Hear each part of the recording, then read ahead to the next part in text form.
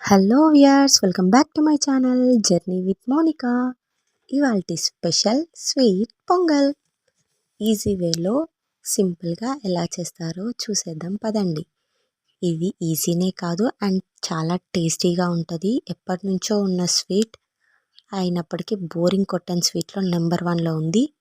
సింపుల్గా ఫెస్టివల్స్కే కాదు, ఇలాంటి స్వీట్ ఇలా ఫ్రైడే పూజలకి ఏదైనా స్పెషల్ డేస్ ఉన్నప్పుడు ఈజీగా చేసేయచ్చు. సో స్వీట్ పొంగల్ కోసం ఒక చిన్న గ్లాస్ రైస్ తీసుకొని అండ్ సేమ్ క్వాంటిటీతో పెసరపప్పు తీసుకున్నాను. చిన్న గ్లాస్ తీసుకున్నాను. సో కొద్దిగా చేద్దామనేసి అది నీట్గా వాటర్తో 2-3 టైమ్స్ నీట్గా వాష్ చేసి పక్కన పెట్టేసుకోవాలి ఒక హాఫ్ అన్ అవర్. సో నేను పూజలకి ఇలాంటి బౌలే వాడతాను. చిన్నగా కొద్దిగా చేస్తా కాబట్టి నాకు ఇది చాలా యూజ్ అవుతుంది. సో ఒక గ్లాస్ రైస్ అయితే 3 ఇంతలు వాటర్, అలాగే ఒక గ్లాస్ పప్పు అయితే 3 ఇంతలు వాటర్ వేయాలి.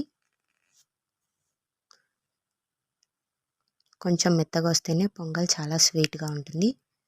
సో గుర్తుపెట్టుకోండి, ఒక గ్లాస్ రైస్కి 3 ఇంతలు వాటర్ అండ్ ఒక గ్లాస్ పప్పుకి కూడా 3 ఇంతలు. సో బాగా ఉడికిందా లేదా అని ఇట్లా మధ్యలో కలుపుతూ చెక్ చేసుకోవాలి. మంచి భక్షాల స్మెల్ వస్తుంది. వావ్! ఒక 4 ఇలాచి తీసేసుకొని కొట్టి వేసుకున్నాను. రైస్ అండ్ పప్పు ఉడికిన తర్వాత ఇలా బెల్లం కూడా సేమ్ క్వాంటిటీస్తో తీసుకున్నాను. 2 చిన్న గ్లాసులతో రైస్ పెసరపప్పు తీసుకున్నా కాబట్టి 2 గ్లాసులతో బెల్లం తీసుకోవాలి. నెక్స్ట్ బెల్లం అంతా కరిగిపోయాక అది పక్కన పెట్టేసుకొని ఇలా చిన్న బౌల్ కడాయి పెట్టుకొని నెయ్యి వేసుకొని, బాగా తినే వాళ్ళైతే నెయ్యి ఒక 3-4 టేబుల్ స్పూన్స్ వేయండి. నేను ఇక్కడ ఒక్కటే వేసాను. నెక్స్ట్ చిన్నగా కట్ చేసి పెట్టుకున్న బాదం అండ్ కాజు ఫ్రై చేస్తున్నాను. ఆయిల్లో నీట్గా ఇలా బ్రౌనిష్ కలర్ వచ్చేంత వరకు నీట్గా ఫ్రై చేయండి.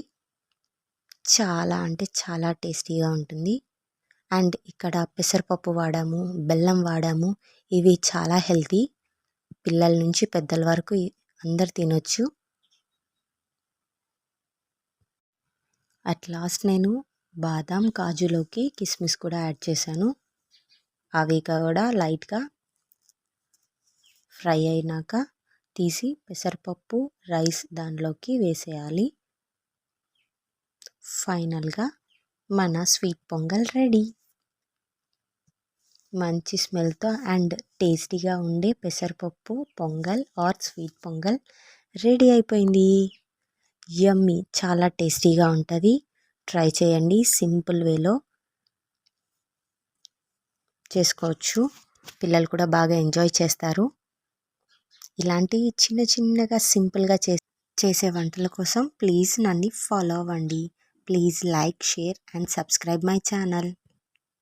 నెక్స్ట్ వ్లాగ్లో ఇంకో కుకింగ్లో కలుద్దాం. అంతవరకు సబ్స్క్రైబ్ చేయండి అబ్బా. See you in the next vlog. Bye bye.